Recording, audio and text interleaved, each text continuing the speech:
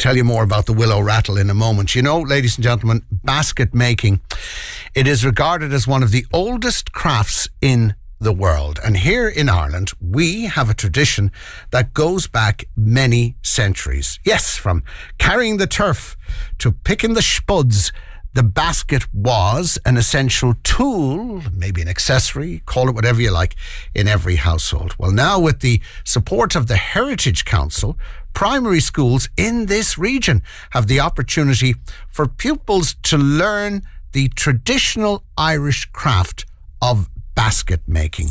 Now, Helena Golden, good morning to you. Good morning, Joe. It's lovely to be here in the studio. It's great to have you. And by the way, ladies and gentlemen, later you'll get to see some beautiful creations on our social media platforms because Tommy is with us in studio filming it all. This is That's the willow baby rattle. So the traditional rattle that was, I'm told, weaved by the grandfather. When a new baby came into the house, that the grandfather would just cut a few sally rods, weave the rattle, and traditionally it was pebbles that were put in to make the rattle. Tommy can pick that up on the camera a little bit later on. Beautiful. Now that seems to be quite intricate. Bit of dexterity needed to weave the willow rattle, but there are lots of other pieces that are a lot easier, and we've just adapted lots of little baskets that children can make as well through that Heritage in Schools programme. And you are a basket maker. You have this wonderful gift, and this is what you're doing. Not only are you making these beautiful items, we've samples, I hate that word, in front of us here of what you make, but you're also thankfully passing it on as well. Yeah. So I really fell into basket making purely by chance. I started doing it as a hobby about 10 or 12 years ago, and it wasn't on the plan, but it has evolved into a full-time career for me. Right. So I travel pretty much all over the country delivering basket making classes, and then just this year I became one of the heritage specialists on the Heritage in Schools programme. So that's bringing the craft to primary schools, which is wonderful to hear. So you're really going into the classroom, and I'm sure the children welcome you with open arms. They do, and I find they're almost like the adults at the start of a class. They're maybe looking at me a wee bit apprehensively and looking at the pile of willow rods, thinking, "What are we going to do with these?"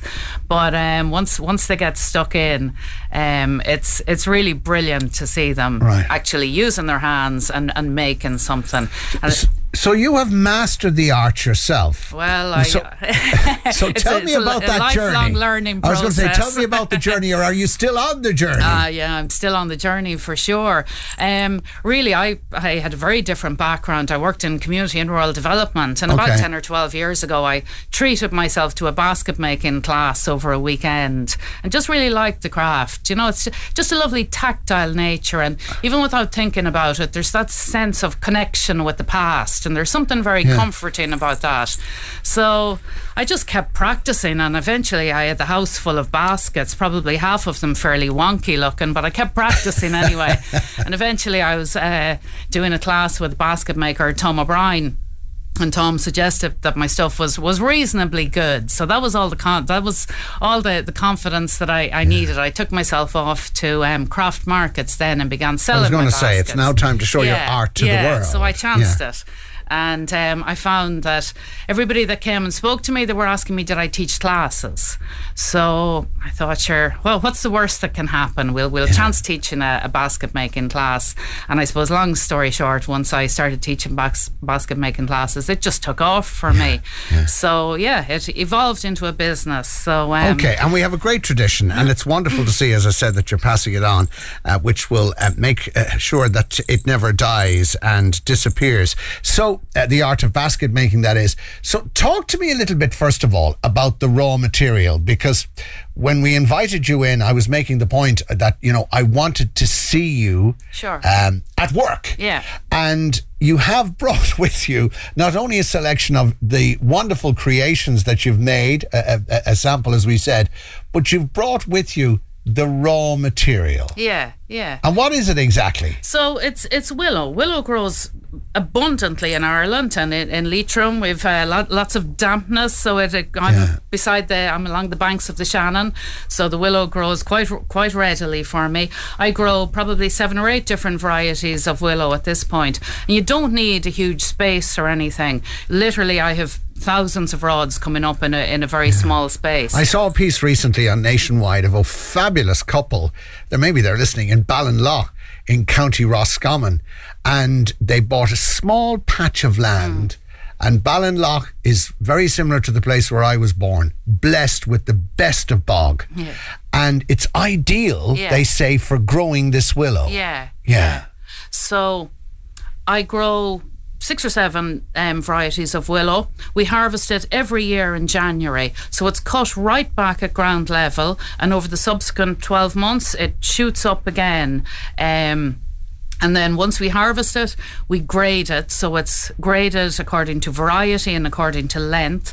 It's left to store and dry out. And then when we want to weave with it, it's soaked in water to make it nice and flexible. I was just going to say, because at the moment it seems to be pretty stern. So for you to work with it, you've got to moisten it. It's soaked in water, exactly. Yeah, okay, right. So I suppose between 5 and 10 days it would be soaked in water to make it flexible again. Right. And you can weave with fresh willow or semi-fresh willow, but just as it dries out, it tends to shrink and get loose. Yeah. But I feel there are 2 sides to that story. If you're weaving with fresh willow and your basket gets loose, you have to make the basket again the following year. So that really keeps the craft alive. Yeah. And that, I suppose, would have been practiced a wee bit more years ago. Whereas now we're drying out the willow, soaking it to make it flexible, and the baskets that we make are very sturdy and long lasting. Yeah, because so there's less necessity to remake. And traditionally, again, as I mentioned in my introduction, for turf, for whatever reason, they had to be sturdy. Exactly. But I put it to you, and I say this with the utmost respect, years and years and years ago, they had time on their hands. They had very little to distract them. Yeah. In other words, I sense you'd need the patience of Job to work with this raw material, or do you? It's quite forgiving, really. Yeah. And I suppose when I'm delivering classes as well, I always say to people, it doesn't have to be perfect. You want, it's still going to be functional. Yeah. And that basket there with the potatoes in it, that's a sample of a basket that was used in this region for teaming the potatoes. I don't know, are you familiar with the word teaming the potatoes? Hang on a second now. What exactly does that mean? We probably had another word down in Mayo. Go on. So teaming the potatoes is where the pot of potatoes was boiled and essentially strained. Yeah. So teaming the potatoes would be a well-known phrase. It's a colander of sorts. It is, basket-wise. What a fantastic idea. Idea. And just as regards the rattle that I have in front of me, which is beautiful, I've fallen in love with this. How long did it take to make that? It would take about 20 minutes, 25 minutes to make a rattle. Yeah. I thought you were going to say 20 days. So right there you go. Yeah. That's dispelled one of the myths. So, because I had this image that it takes a long time to create, because you've brought in a flower basket. Is that the word? Yeah. Yeah. And you've brought in what's the name you used again? So it's a potato teaming basket. Okay, a colander of sorts. A colander. And other baskets that were used to carry fruit or whatever the case may be. And you have in front of you, and as I said, ladies and gentlemen, of course, we're on radio, but also on our social media platforms. We're going to get a little demo now from Helena in relation to what is it you're making there exactly? So this is just a little hanging basket. It's just quite a simple, rustic little basket. Yeah. And this will be made over the course of a couple of hours. So while we make, I'm saying the willow rattle is made in 20 minutes or so. There are only about 7 rods used to make the rattle, whereas in a basket like the potato teaming basket, there are hundreds of rods. And how many rods are you harvesting every year, Helena? I'd be harvesting thousands of rods. Oh, right, okay. Yeah. So, and I take it there must be, I hope there is a demand for your product.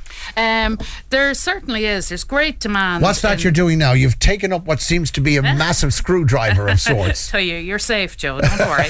So this is I suppose one of the main tools used in basket making. It's a bodkin. So essentially a pointy tool that I can create spaces and holes with. So yeah, tools, a garden secateurs for cutting, and the bodkin would be the main tools that we use. And so this little hanging basket that you're making, you're confident that it will be completed in what, a couple of hours? Oh, absolutely, yeah. Right. Yeah. Because when you see the detail, the intricate detail, it gives the impression, not in any way taking away from your art, that it would take forever and a day. But no.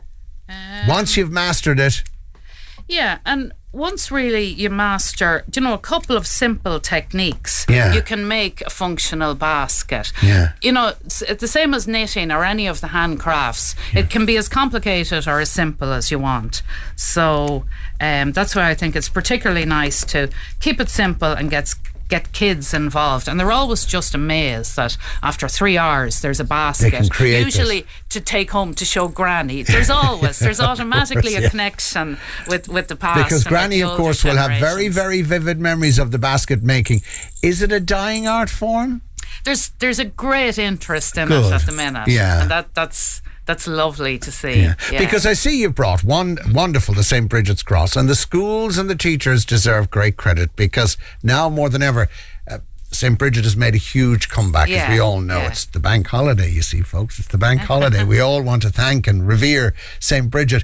But more and more schools, I know, are encouraging children to make the St. Bridget's Cross. And even with design, and I take it with method and what have you, there is a link there, isn't there? There is a link, yeah. And I found making different styles of Bridget's crosses as well, and kids just love to have, one class of kids, and they make 3 or 4 different styles of Bridget's crosses. So there's great competition in terms of which is the nicest one and the best one and all the rest. And are there different styles when it comes to basket making that would be unique to different areas? Yeah, there are, and there are different terms for the baskets as well. So the potato teeman basket, what we would refer to it in Leitrim, is maybe the kishog or the shkub in different regions. So absolutely different styles and different names. And the creels that would be used on the donkey. Oh yeah, that was the creel, So I worked with creels. Yeah, okay. That's a fact. Okay. I remember with creels when we were bringing home the turf from the bog, we had the donkey and cart, but sometimes the cart couldn't make its way into the bog, so we had a creel of sorts with the donkey where the bog was just too soft. So you brought in, threw the turf into the creels, that was it.